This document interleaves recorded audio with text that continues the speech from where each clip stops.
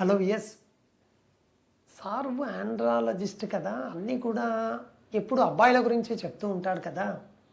ఏంటో ఈ వీడియో వెరైటీగా థంబ్నెయిల్ పెట్టేసి పెళ్ళిడికి వచ్చిన అబ్బాయిల పేరెంట్స్ కంటే పేరెంట్స్ కూడా సారు సలహాలు సందేహ నివృత్తి చేస్తున్నారా ఏంటి అని మీకు ఒక చిన్న సందేహం రావచ్చు మనసులో.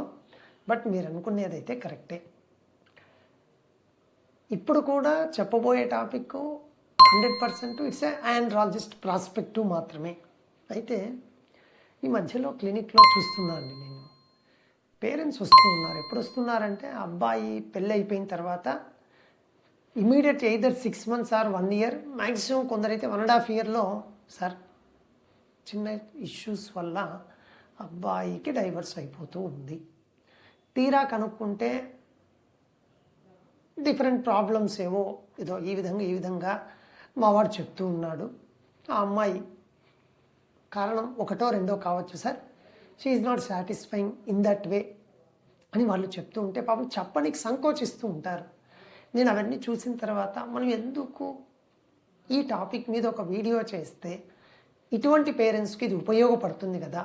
ఈవెన్ ఆ అబ్బాయికి కానీ పెళ్లి చేసుకున్న అబ్బాయిని అమ్మాయికి కూడా ఉపయోగపడే చిన్నపాటి వీడియో ఇది. ఫస్ట్ 3 లేదా 4 సందర్భాలే చెప్తాను మీకు కారణాలు. ఒకటి, మీరు నిర్మోహమాటం అండి. ఈ జనరేషన్లో పేరెంట్స్ కంటే పిల్లలు చాలా ఇంటెలిజెంట్, అది పేరెంట్స్కి కూడా తెలుసు. ఈ జనరేషన్లో ఉన్న పిల్లలు ఎవరైనా సరే, బికాస్ మన సోషల్ మీడియా అనండి, గూగుల్ మాత అనండి, ఎన్నో చాట్ జీపీటీలు ఎన్నో వచ్చాయి, గూగుల్ జెమినీస్, మీకు తెలియనిది ఏముంది. అయితే ఒకవేళ మదర్ కాకుండా ఫాదర్ అబ్బాయిని అడగాల్సింది ఏమంటే, ఎరా నాన్న పెళ్ళి చూడాలనుకుంటున్నాము. ఈ పేరెంట్ పాపము చక్కగా కష్టపడి సంపాదించి ఆ అబ్బాయికి చదివించి ఒక ఉత్తముణ్ణి చేసి ఈరోజు జాబ్ చేస్తున్న పొజిషన్లో ఉన్న వాళ్ళే. నేనే మళ్ళీ ఏదో ఊరికి అలా సరదాగా కొన్ని క్వశ్చన్లు వేసే వాళ్ళ గురించో అటువంటి పేరెంట్స్ గురించి కూడా చెప్పట్లేదు. సో చాలా సక్రమంగా ఉన్న అబ్బాయి పేరెంట్సే. మళ్ళా కొందరు చూస్తూ ఉంటాం, కొన్ని బ్రోకెన్ ఫ్యామిలీస్ ఉంటాయి, అటువంటి పిల్లలు కొంచెం డిస్టర్బ్డ్గా ఉంటారు, అవి కూడా నేను చూస్తూ ఉంటాను క్లినిక్లో. బట్ వాటి గురించి కాదు, పద్ధతిగా చక్కగా ఉన్న ఫ్యామిలీస్లో వచ్చే ఇబ్బందులే చెప్తున్నాను మీకు. ఈయన పేరెంట్ అంటే ఫాదరు మీకు పెళ్లి చేయాలనుకుంటున్నారనన్నా, ఇందులో నేనేం మొహబాన పడాల్సిన అవసరం లేదు, నేను డాక్టర్ గారి వీడియోలు కూడా కొన్ని చూశాను అని ధైర్యంగా వాళ్ళ అబ్బాయిని అడగాలి. ఏం అడగాలండి?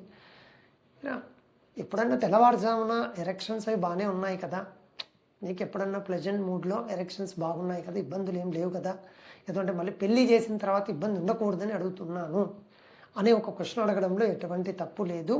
అడిగినంత మాత్రాన మీ పిల్లలు ఏం చిన్నపిల్లలు కాదు, మీరే అంటున్నారుగా పెళ్ళిడికి వచ్చారనేసి. They are very grown kid people. Number 2, ఇంకోటి ఏమంటే, నువ్వు యూరిన్ పోస్తున్నప్పుడు ఎప్పుడన్నా స్కిన్ వెనక్కి అన్నప్పుడు ఫ్రీగా ఉంది కదరా నాన్న, అంగం గట్టిపడినప్పుడు కూడా ఎప్పుడైనా చూసుకున్నప్పుడు స్కిన్ ఫ్రీగానే ఉందా, ఏదన్నా ఇబ్బంది ఉందా, టైట్ ఉండి ఇబ్బందులు ఫేస్ చేస్తున్నావా? ఇది కూడా రెండవ క్వశ్చన్. మూడవది, సార్ మా వాడు సాఫ్ట్వేర్ జాబే సార్, నిజంగా ఏసీలో కూర్చొని చేసుకుంటేదే, కానీ ఈవినింగ్ వస్తూనే 8 hours లేదా 7 hours డ్యూటీ చేస్తున్నాడు. కొందరైతే 6 hours సార్ మా వాడు చేసేది. అలసిపోతున్నాడు సార్ ఎందుకో ఇంట్లో వచ్చిన వెంటనే. స్ట్రెస్ కొంచెం ఉంటుంది కానీ అంత వాడికి ఉన్న పొజిషన్కి అంత పెద్ద స్ట్రెస్ కూడా అలసిపోతున్నాడు. ఈ మాట ఎందుకు చెప్తున్నాను అంటే, ఈ ఏజ్లో ఉండవలసిన టెస్టోస్టిరోన్ హార్మోన్ తక్కువ ఉండొచ్చు. టెస్టోస్టిరోన్ హార్మోన్ తక్కువ ఉన్నా నువ్వు కొంచెం వర్క్ చేసినా కూడా అలసత్వం వస్తూ ఉండిండొచ్చు.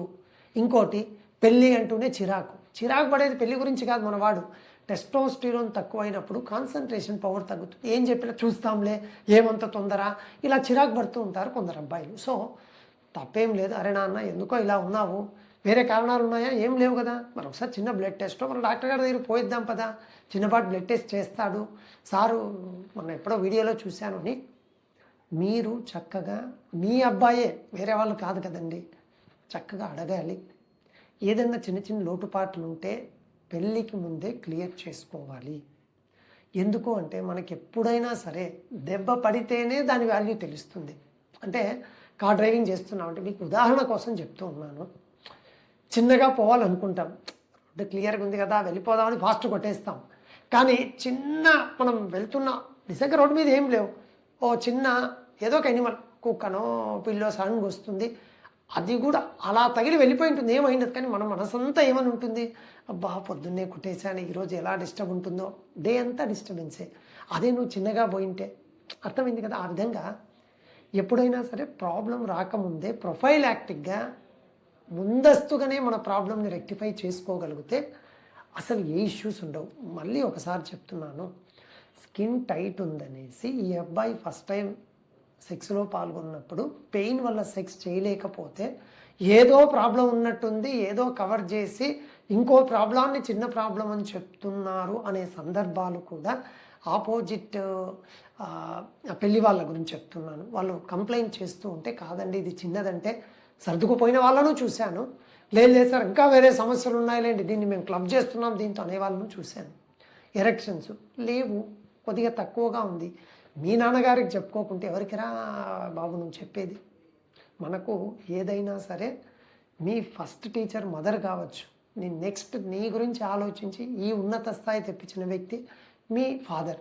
సో ఆయనకి చెప్పడంలో మొహమాటం ఏంటి, నీకు అంతగా డౌట్ చెప్పలేకపోతున్నావు, స్నేహితునికి చెప్పి మీ ఫాదర్కి అయిన చెప్పించండి, ఎరెక్షన్స్ తగ్గినాయండి. మన దగ్గరికి వస్తారు, మీరు వస్తూనే 4 రోజుల్లో ట్రీట్ చేస్తాను నేను చెప్పను. అసలు నిజంగా నీకున్న ప్రాబ్లము ఆందోళన పడి పెళ్ళికి కూడా కష్టమా అనే ప్రాబ్లమా, లేదు మన వాడికి ఏదో భయంతో జరిగిందిలేండి అనే ధైర్యం చెప్తే క్లియర్ అయ్యే ప్రాబ్లమా, లేదా ఒక ఫిజికల్ ప్రాబ్లం ఉంది మనం ట్రీట్ చేసుకోగలిగిన ప్రాబ్లమా, ఇవన్నీ చూసుకున్నారనుకోండి పెళ్ళి తర్వాత వచ్చే సమస్యలు ఏవీ లేకుండా చక్కగా మంచిగా మీ మిసెస్తో మీరు మంచి సుఖ సంసారాన్ని ఎంజాయ్ చేయొచ్చు. Thank you. ఎస్.